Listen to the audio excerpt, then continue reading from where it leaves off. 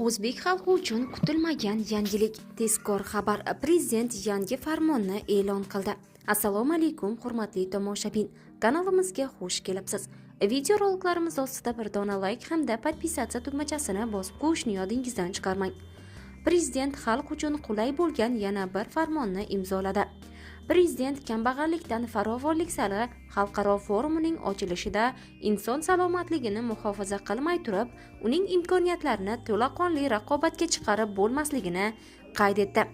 Bu borada 140 ming kambag'al oilaga shifokor biriktirib, ularni yiliga bir marta to'liq tibbiy ko'rikdan o'tkazish yo'lga qo'yildi. Endi kafolatlangan tibbiy xizmatlar ko'paytirilib, kambag'al oilalarning bunga sarf qiladigan xarajati 2 karra qisqartiriladi.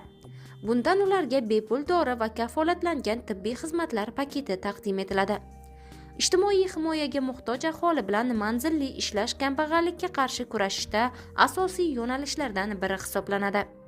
Bu tizim tubdan isloh qilinib, ilgari 6 ta davlat tashkilotida bo'lgan vakolatlar yagona ijtimoiy himoya milliy agentligiga birlashtiriladi. Qisqa muddatda har bir tuman va shaharda 100 dan ortiq ijtimoiy xizmatlarni bir darcha tamoyil asosida ko'rsatiladigan inson markazlari tashkil etiladi. Har bir mahallada ijtimoiy xodimlar aholi bilan proaktiv ishlamoqda.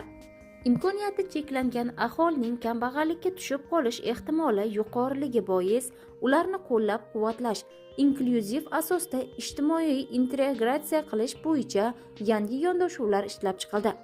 Munosib mehnat sharoiti yaratilgani uchun bu yil 150 ming nogironligi bor shaxslar ishga joylandi.